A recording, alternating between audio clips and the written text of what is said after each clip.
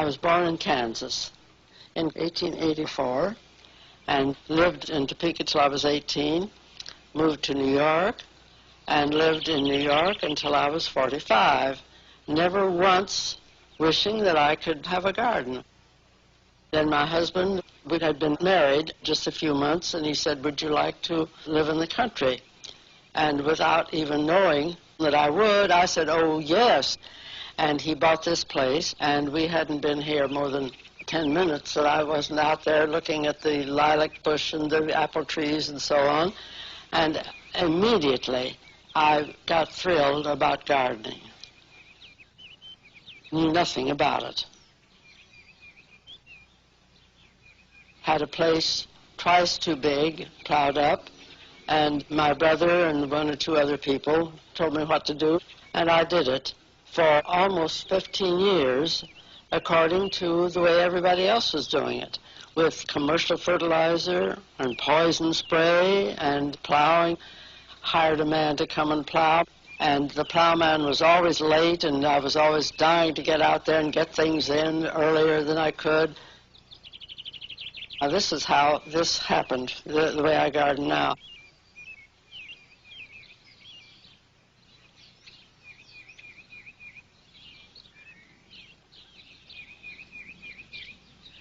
One morning in early April, I went out to the garden, couldn't do anything, just went out to shed a tear because I couldn't begin to plant. The plowman hadn't come.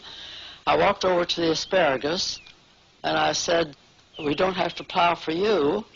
Why do we have to plow for the other vegetables? And the asparagus said, you don't. Go ahead and plant. If the asparagus had said that to anybody with any sense, they wouldn't have paid any attention. They would have said, well, you're a perennial, because asparagus, like a tree or like a rose bush, just comes up every year. But anyway, since I wasn't very smart, I just ran and got my seeds and planted them, and that's been going on for 35 years.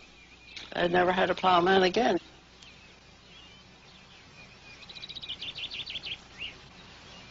If I told you that the way I garden is very little work, you wouldn't know what I mean, because you don't know what I call very little work. You might think that I meant I only work 6 hours a day instead of 12. So I'm going to tell you exactly how I garden. I have a vegetable garden, 45 by 50, in which I grow vegetables for 2 people all the year round. I'm sorry to make you jealous, but I haven't been in a supermarket for at least 14 years. I grow all the vegetables for the 2 of us, freeze the surplus, and do all of that work myself. I have a few flower beds, not big ones, but a few. I do all that work.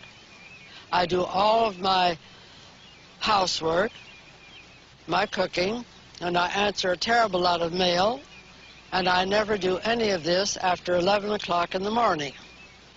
Now, the hands go up.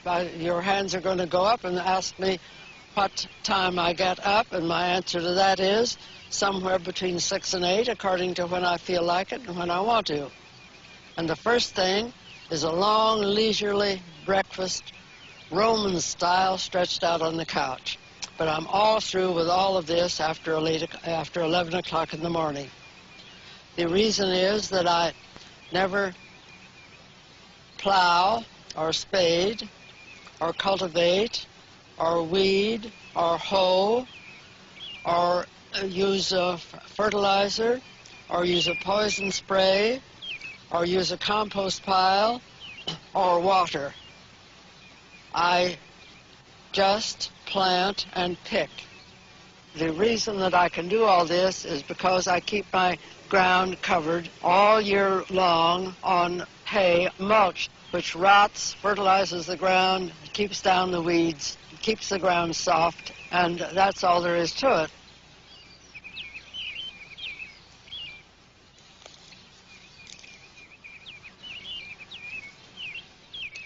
I had these turnips in here all winter long, and I've picked most of them. They look awfully little, but that's because I picked all the big ones. But there are a few left. We'll eat those. And now we'll put in a row of parsley and a row of dill.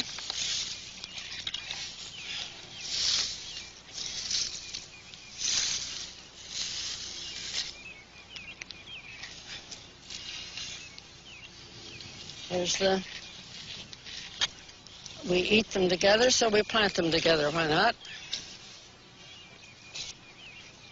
Now, all I do anyway, just sprinkle the seeds.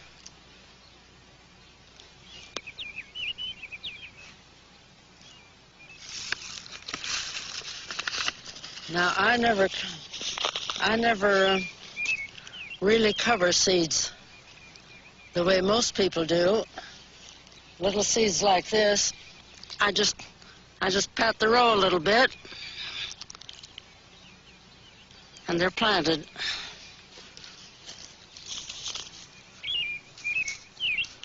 And the same with the dill.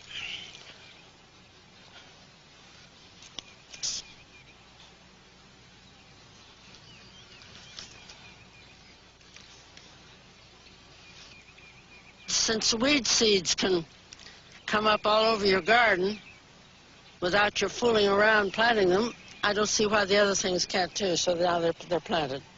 That's it for the parsley and dill. Now I'm going to plant some potatoes. No, I'm not going to call it planting. Everybody wouldn't dream of planting potatoes like this, but I can think of no reason why not. They grow.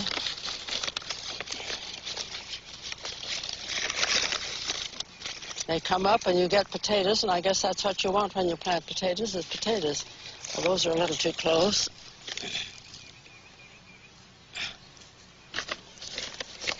See, I had these in the house all winter. And then they begin to sprout, and then instead of throwing them away, you just come and throw them on the ground. And later on in the year, you come out and pick some potatoes. It's very simple.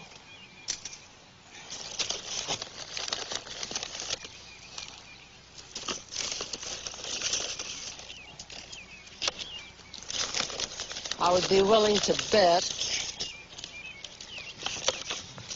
that 99 out of 100 people who see me do this wouldn't do it themselves. But that doesn't bother me. That's it. Potatoes are planted.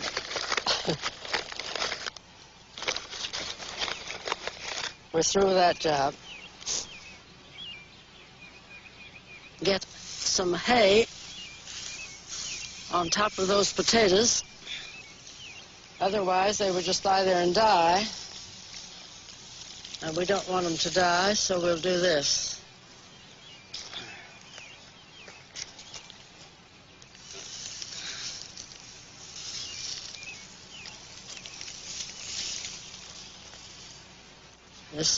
This keeps the... You see, most people would cut those potatoes up with just one sprout in each piece of potato, but you don't have to, and I don't do anything I don't want to do unless I have to, and I don't have to. So there we are.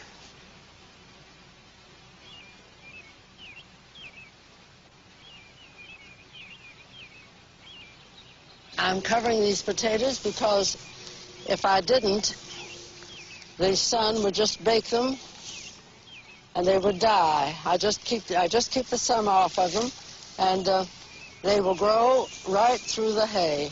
You can't do this with the hard hay, or they couldn't get through. I never put any hay on top of seeds. The hay around the garden is for two things. The main thing is to fertilize your soil, but the other thing that the hay does is keep your ground moist. In all of the over 35 years that I have planted this way, I have never had to water once. As I plant all my seeds now, I take just a little cottonseed meal and sprinkle it right with the seeds. Just in case it does rain too much, cottonseed meal supplies the nitrogen that plants have got to have.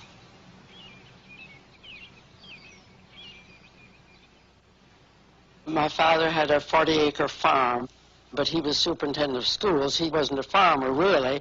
However, he sold a few things like strawberries and so on. I was always top as a picker because I lived right there and I knew where the best ones were. My mother was a person who never told her 9 children what to do and what not to do. And she said, I just pay attention to my inner voice, and since I wouldn't think of doing anything that somebody else tells me, how on earth could I be so unfair as to go around telling anybody else what to do? Thee follow thy inner voice, and I'll follow mine. My father was not as noticeable that way as my mother, but he also didn't interfere. My father said to me once, Ruth, it's good to think for yourself, but just once in a long time, couldn't you think like other people? And I asked him like who, and he changed the subject.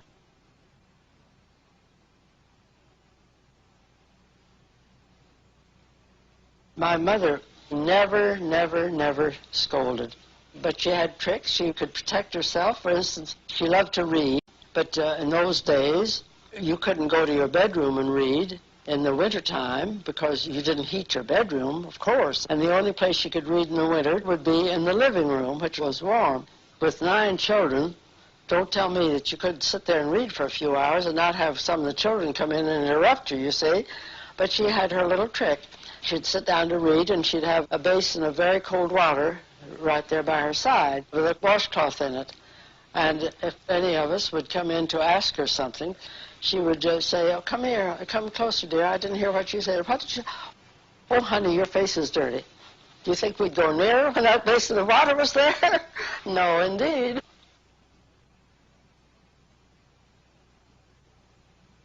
What I feel I know for sure is do what you want to do and don't tell other people how to behave. To make rules for other people, I just don't get it.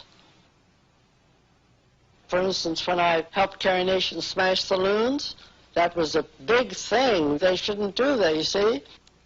Well, now when I take a drink, I say, forgive me, Carrie Nation, I've got to have a little drink.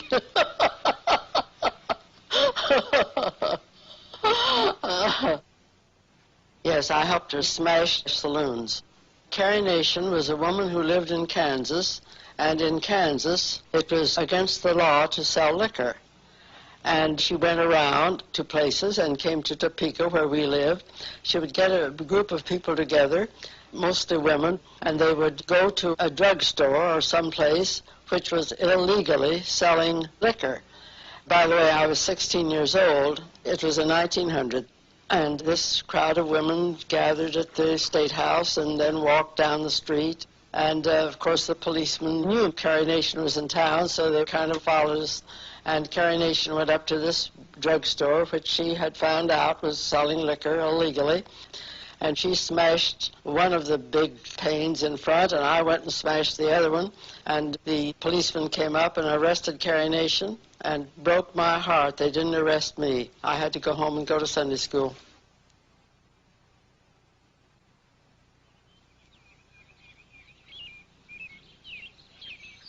There's nothing dull about gardening, I can tell you that.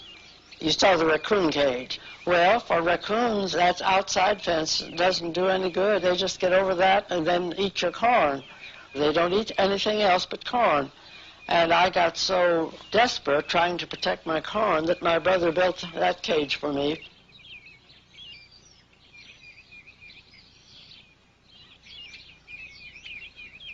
I don't know whether I told you how I finished one of my articles about the raccoons. I finished the article by saying, now, of course, the raccoons can't get my corn, but they're so smart that when they figure out how to go in there and open the door and go and eat my corn, I'm just going to go back to the house, get on the couch, drink 2 daiquiris instead of 1, and forget it all. Really. Why did you give them a key? That's right. Why didn't I? Here you'll see a little row of lettuce, and here's a row of carrots. It isn't acting quite normal, but who's normal, huh? Now, the sweet Spanish onions are doing very nicely, and that little potato, well, it just came up, and we'll let it stay there, why not? And what's that? Another potato that just jumped there. Let it alone. What the devil is this? That's a weed. Out with it. It's fantastic what you can do growing your own things. It really is. And my rhubarb is just, well, I say to everybody, if you want a rhubarb root, please tell me, because I've got to get rid of some of it. It spreads and grows.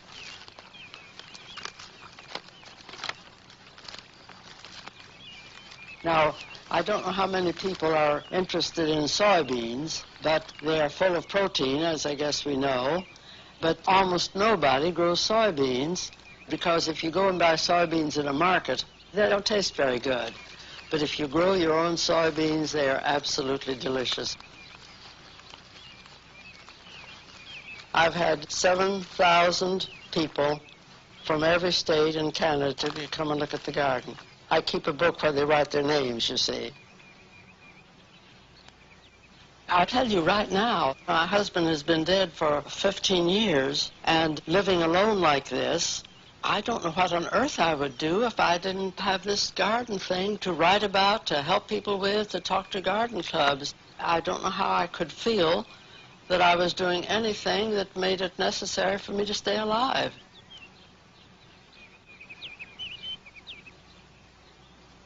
I don't lecture a garden club. I talk maybe for 5 minutes, and then it's open to questions. It's not a talk, it's a conversation. I don't think I could have gone through it year after year, getting up, yap, yap, yap, yap, yap, yap, yap, you know, trying to say the same old thing over and over. When they ask me what I charge, I say, whatever you give your most highly paid speaker. That sounds conceited, but it is because I found out that they give the highest amount to people who tell you how to put flowers in a vase, and I've got something more important to tell you than that. That's an art in Japan. What, dear? Flower arranging is an art in Japan. In Japan. Well, it would never, never occur to me to tell any other grown human being how to put some flowers in a vase.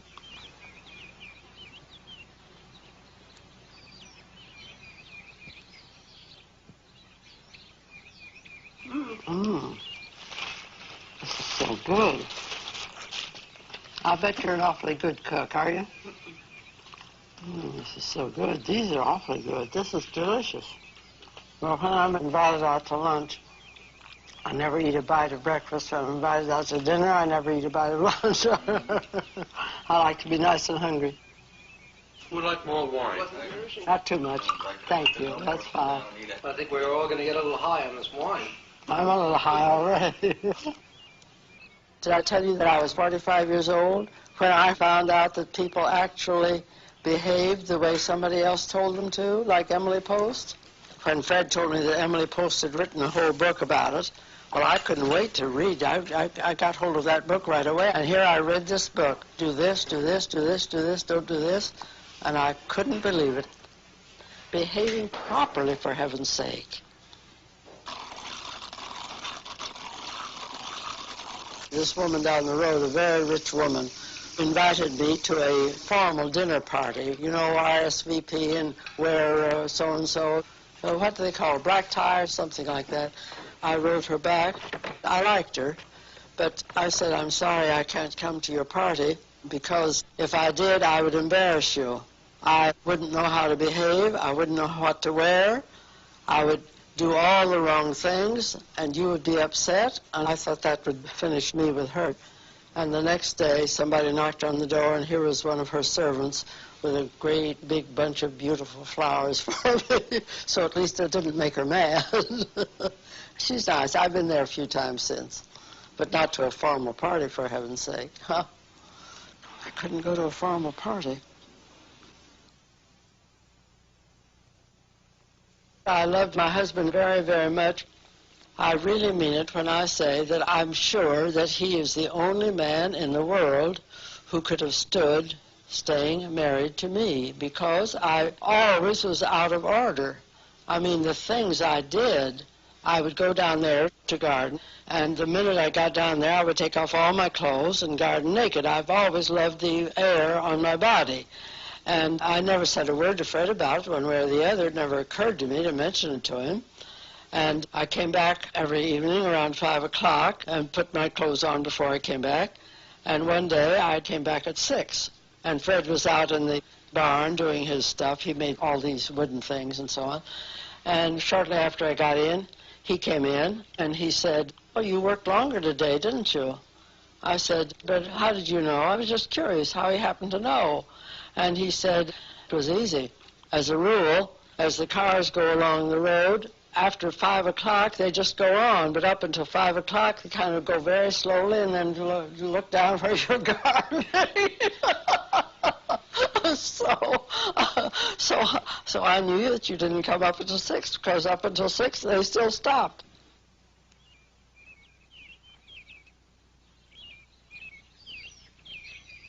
I just am by nature an optimist. The pleasant idea comes instead of the depressing one. I couldn't admire anybody any more than I admired my grandfather. He always knew exactly the right thing to do and to say with everybody. I don't mean correct thing, of course. I mean the helpful thing. My oldest brother had a dog that he was crazy about, and the dog died. My 2 oldest brothers were out where I could see them from the window burying the dog, and the tears were rolling down my cheeks because I was sorry for my brother. And my grandfather came in the room, and he saw what was going on, and he said, "Oh, come here, Ruth, I want to show you something." He took me over to the other side of the room, and he said, "Here's the rose bush that you planted yourself, and look, it has a flower on it. You can go out and pick a flower off of your own rose bush." I started out, and he put his arm around me, and he said, "Thee was looking out of the wrong window, dear."